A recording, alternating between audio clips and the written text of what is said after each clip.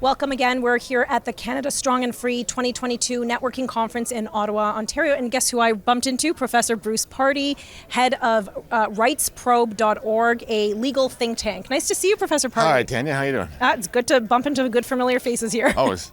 So yesterday we had the debate with the Canadian Conservative Party leadership candidates. It was spicy. I spoke with my colleague Tony Clement about some of the takeaways. One theme that seemed to resonate or that was prevalent throughout the debate was the theme of freedom and what the convoy effect was. And I feel like we're at almost a crossroads here as a party. What do you think about this? Yes, a fork in the road. Yes. The party seems to not know which way to go. There is an element within the party, I think, that is mainstream, if I can put it that way, that is essentially okay with the status quo with some fiddling. They might not like the way the Liberals have governed.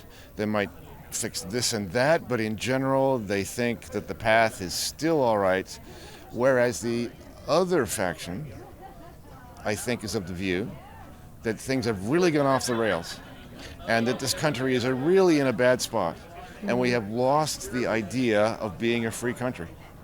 Yes, and I normally hear at these kinds of debates a lot of talk about fiscal policy, and we definitely heard that. Yeah. But really, I was surprised at how much time was paid on the freedom and the convoy. Yeah, fiscal policy is a sort of a safe space for conservatives because they feel on secure ground there. But talking about, cultural freedom or individual liberties outside of the fiscal area has always been a bit of a reach. Yes. And we saw, as you say, murmurings, or perhaps stronger than that, at the debate, that might be a theme of what might become the new Conservative Party. I mean, time will tell, but that's the possibility. Now, I was at the Conservative Party of Canada founding convention in 2004 when they came together, and or 2005 rather, and I remember the conversations we had then. It seems, in that almost 20 years, how things have changed so rapidly. Mm-hmm. But I wouldn't think that we'd be here today having these debates on freedom. It should be obvious to us. But the same token, the landscape has changed so much with the folks behind us at Parliament Hill governing. Yes, well, this is, in some ways, that's absolutely right. The new era that we seem to be in now seems to have come upon us very suddenly with COVID and all the things that followed on from it. But I'm not sure that's the right take. I think this trend has been developing for a long time, for decades, especially in the law, but in other places too. And so the time was ripe for all of these things to come into place. So I think there's a lot of redoing that's required in all different kinds of ways. This is not just a case of getting rid of vaccine mandates or getting rid of other kinds of COVID lockdown inclinations. I mean, those are important, to be sure. That's probably the first step. But that's just the first thing in a long list of things that needs to be fixed in the way this country runs and the philosophies that undermine the way it's run. So name a couple of these philosophies that concern you. Right. Well, so one thing that's been reflected in the COVID policies is the idea that the state exists to keep us safe from all kinds of things. I mean, viruses included, but also all of the things that you might be born into, or the unfortunate events that you might run into in your life. It's sort of designed to be a leveler and also a guarantor of making sure you have a successful life. Okay? And once we have the idea that the nanny state is responsible for that, then we've given it license to interfere in all different kinds of ways. And the next step from that is collectivism. Wow. And as soon as you get into collectivism, that means you've basically thrown the idea of individual autonomy out the window, which is basically where we are now. People who are standing up and saying that they want to be free again are being accused of being ugly, ultra right-wingers. Divisive. Divisive to boot, which is the ultimate irony in a way. All they want is to be left alone to do their own lives. Right. And that request is being interpreted as an outrageous ask. My goodness. Well, excellent takeaways. We're going to have to see what happens in the leadership and the party and its future in the days ahead. Thanks for listening.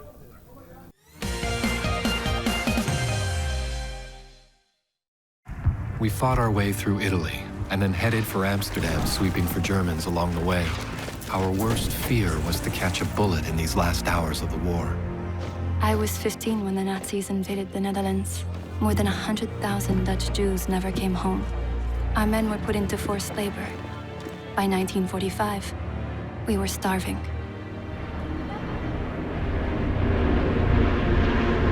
The food drops gave us hope. And then the Canadians came. Before Amsterdam, I couldn't have explained why we were there, all those years away from home, but the Dutch showed us why it mattered. Papa wanted me to bring some soldiers home to thank them personally. And that's when I first saw Wilf. And I invited him over that afternoon. Marguerite Blaise married Lieutenant Wilf Gildersleeve. They moved to Vancouver, where they raised 8 children. Today, the Dutch still remember the Canadians who liberated them. I'm your host, Tony Clement, here at the News Forum. On Boom and Bust, what you're going to get are former prime ministers. It's amazing what you can accomplish if you don't mind who gets the credit. Senior economists. We need to unleash small businesses. This is a great country to start a business. It is not a great country to build a business. Realistically, we have to be a trading nation. That's our history. I'm very worried about how vulnerable Canada's economy is. These are the kinds of issues that we tackle at Boom and Bust.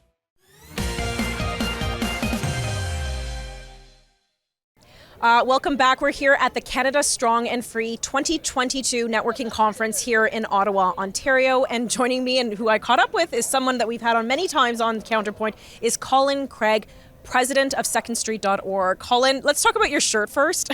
What is the shirt? Show the camera. So yeah, the shirt says freedom is good. And the reason why we developed this is I saw a couple CBC stories after the Freedom Convoy started to arrive here in Ottawa, and the stories were very critical about the word freedom. You know, they're saying they cited someone who said it's like this dog whistle for right-wing extremes, all the usual kind of stuff. I thought, no, freedom is a good word. And at the time we were working on our Survivors of Socialism series, which we talked about with you, where we've been talking to Canadians that have come from socialist and communist countries from all over the world. Mm-hmm.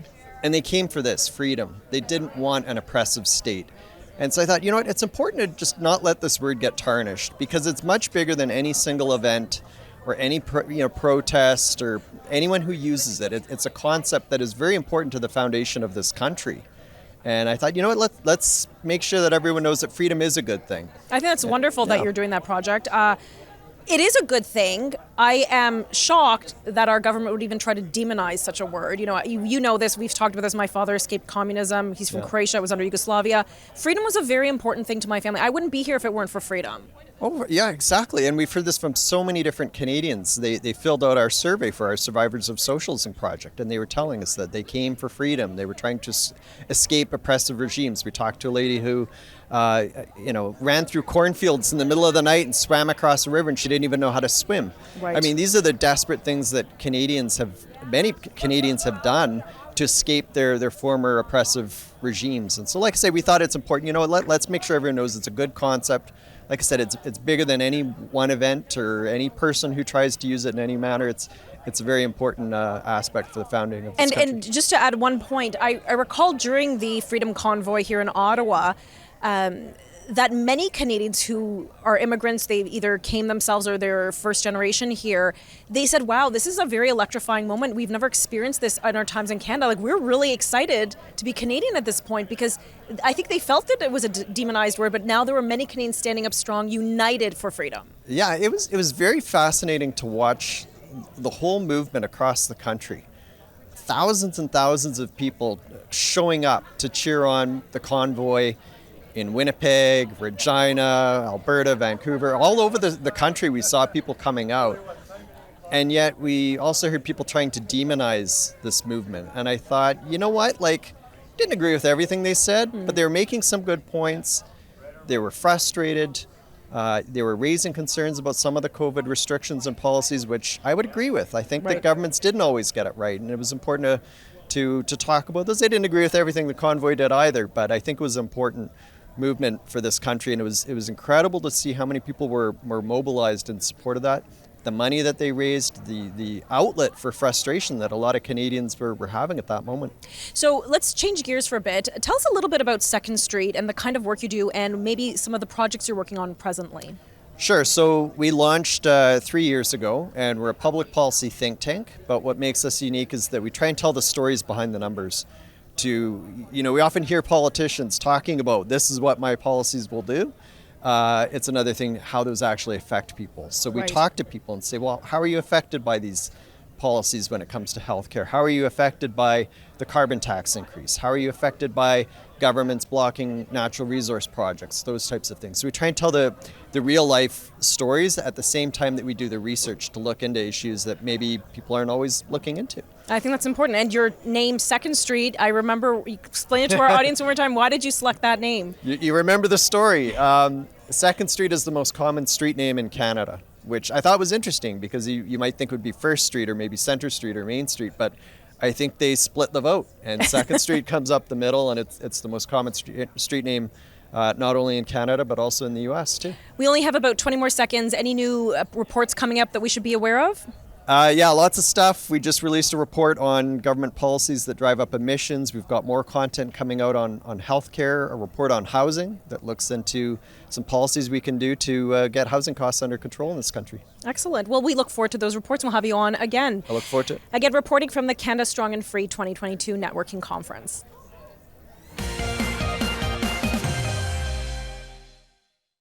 Leonard Thompson, 13 years old, diabetes mellitus, 65 pounds. Starve the child to let them live? The treatment's as cruel as the disease. It's a death sentence. Dr. Banting. This could be it. He's the first to receive this trial. But will it save him?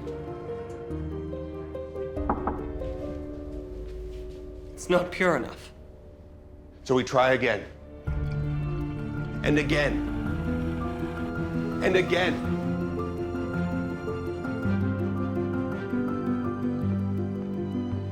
Before the discovery of insulin, diabetes was a death sentence. Banting, Best, Collop, and McLeod's breakthrough has saved millions of lives. Leonard Thompson's was the first.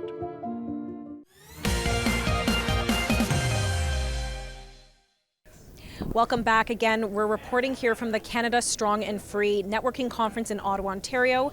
And joining me now is Dan McTeague, President of Canadians for Affordable Energy. And he also runs an excellent website called CanadianGasWizard.ca. Close. Canadians for Affordable Energy is my policy. Right. Stuff. And my other GasWizard.ca. GasWizard.ca. Yeah, so I've gone to your website because I need to know where I can go and get good gas prices. Yeah. So what's going on at the pumps? Is this ever going to go down? Nope. As long as we have carbon taxes, as long as we continue to block pipelines in this country. You and I have had hundreds of discussions on this point. Yeah, but I keep thinking that you're going to come back and give me good news for once, Dan. Yeah. Well, the good news is on Friday, or rather on Sunday, you're going to see gas prices in Toronto, Ontario, hit $2 a litre. So we're going to break through that psychological barrier. We've already seen it with diesel. We're going to see it with gasoline. And of course, the next step is the sky's the limit, $2.25, $2.30 a litre this summer. I don't know. Wow. The point is, what got us here has a lot to do with Canada, like it or not. This is so frightening. I'm sorry, I'm still trying to digest. And you're right, we have seen diesel, and I used to drive a diesel vehicle, and I saw $2.38 a litre. I thought, my goodness, thank goodness I'm driving petrol. But now that's going to hit $2. It's unbelievable for me to understand this. How is this happening? What can we do? What could the government be doing to help reduce the cost at the pump? Drop the carbon tax on diesel. In Ontario, it's 15 cents a litre. That'd be a good start. The second one is make a declaration that you are interested in making sure that we have pipelines that get to Tidewaters, whether that's the Energy East pipeline or the Northern Gateway pipeline, or to push back those who are saying no to the Trans Mountain pipeline. Between the three of those, that would probably hit or help drop the price of oil globally, $10, $20, $30 a barrel. It would also increase the value of the Canadian dollar. That would be a savings between those three steps: getting rid of the carbon tax, declaration that we're going to build pipelines in this country, over time, potential savings of 60 or 70 cents a litre. So is there the political will to do this? Absolutely not with the guys that are here. And by the way, I was part of that crew for 18 years. And he's pointing to Parliament Hill in case you're wondering. Parliament Hill's just around the corner here, my old stomping grounds. No, look, I don't think they're reading the room very well. I think they're oblivious to the pain this is inflicting on Canadians. When you start messing around with energy prices, and you do so deliberately, this is what they want. They think everybody's going to turn around and drive EVs. Everybody's going to get a solar panel. Everyone's going to, as it were, put a windmill in their backyard. All those are wonderful ideas, but as Europe has demonstrated, it's impossible, it's not scalable, it's not reliable, and it certainly isn't affordable. Well, and there's some ethical issues with EVs. I'm always concerned about the mining of some of the minerals required to make the battery production, and I have ethical concerns with that. I'd like to see a little bit more research go into that first, and have maybe Canada produce its own. Sure, or its own minerals. maybe have some of its lithium companies not bought out by Chinese interests. Look, it's a whole area to unpack. I start that whole debate and issue because prior to being a member of Parliament, I worked public relations for a little company called Toyota Lexus. Okay. So I have a bit of a background in automotive. What kills me in this, and this company does not want to go down the road of electric. Yes, they will do electric vehicles because they're required to do so to meet certain CAFE standards. The future there for them is hydrogen. Hydrogen produced by natural gas. Right. Something that Canada, of course, must be going down at some point down the road. When it comes to EVs, I don't see this as sort of a metaphor of I'm green, not green. At the end of the day, as Elon Musk says, you need to produce more oil to make more EVs. Bottom line, polymers, resins, plastics, the tires you use or the asphalt you roll on are all done with fossil fuels. So folks, I think what this is really saying, Tanya, for everybody is that folks need to understand ridding ourselves of the idea that we can get rid of hydrocarbons is a fantastic idea that really belongs in the realm of fantasy. Oh my goodness. Okay, so if the government were to announce today that they would be expanding the pipelines, that they'll increase more oil and gas production, how many years down the road would we have to wait to see those effects take place? Well, the big issue is pipelines can be built in a certain period of time, usually from the time it's proposed to the time it's built, 2-3 years, depending on the geography, depending on what you're building. In the case of Energy East, the mainline pipeline, it already exists, right to almost to the Quebec border, because it's the natural gas pipeline that we've used and benefited from for many years in Ontario. In the case of the Trans Mountain pipeline, it's already on its way at $20 billion cost because the federal government isn't prepared to allow anybody to build it on their own without exposing the public to significant financial ramifications. As far as Keystone, perhaps it can't be built, perhaps the company said enough, but we should have fought harder for that one. I think the Americans realized that today. Just before the campaign, before COVID, they were producing in the United States 13.1 million barrels a day. Today, 11.3. The shortfall is green policy in that part of the world, and the shortfall is here in Canada, where green policies have led to $2 a litre come Sunday. Okay, Dan McTeague, always a pleasure once again from Thanks, the Tanya. Canada Strong and Free Conference.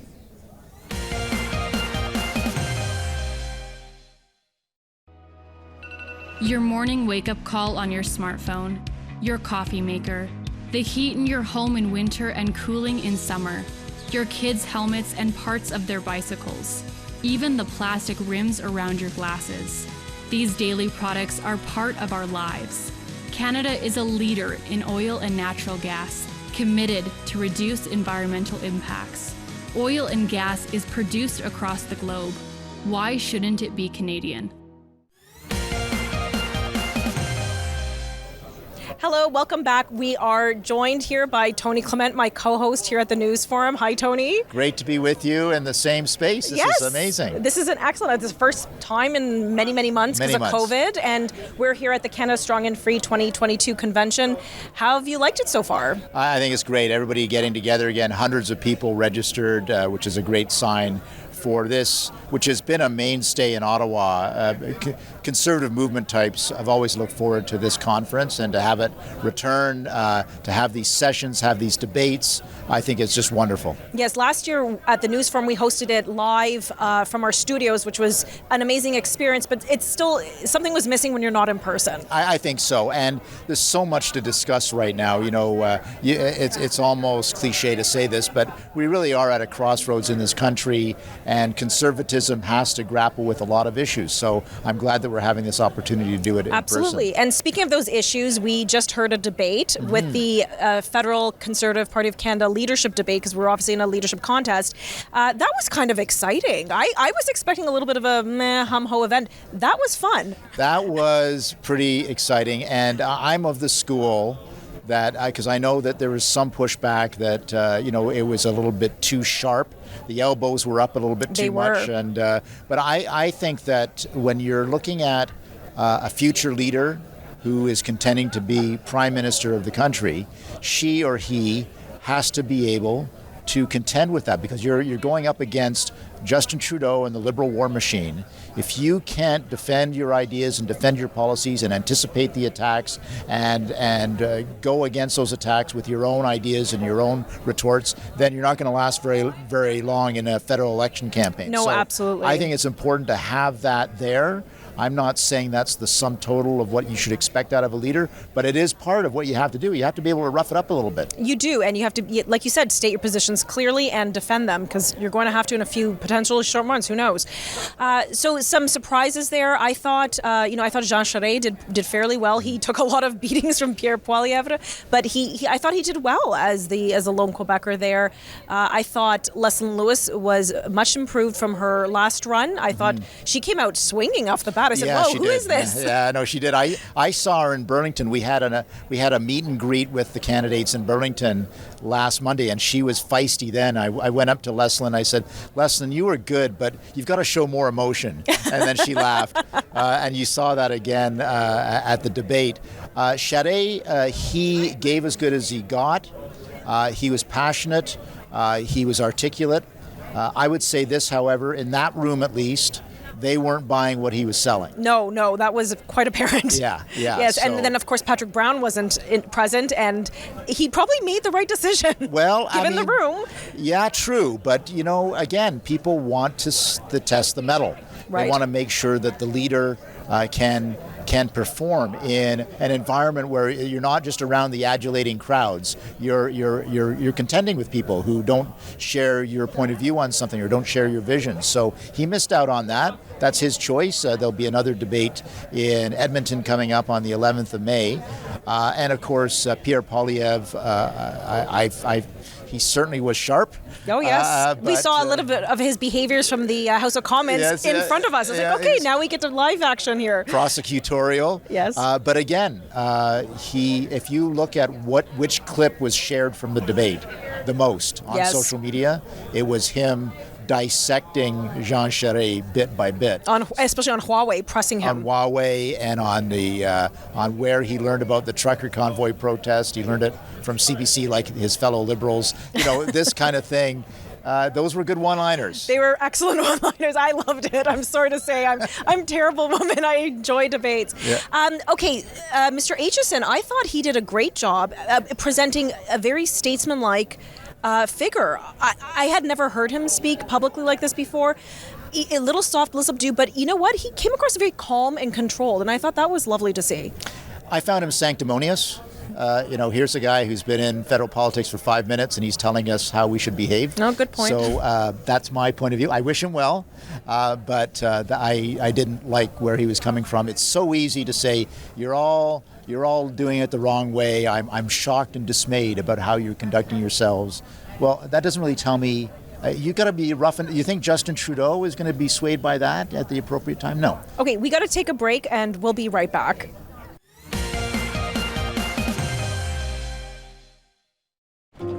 My dad was a railway porter. It was just about the only job a black man could get. But he had big plans for us. Music would be our ticket out of poverty. I knew we couldn't afford that piano, so I practiced twice as hard. Nice, Daisy. Okay, Oscar, let's hear it.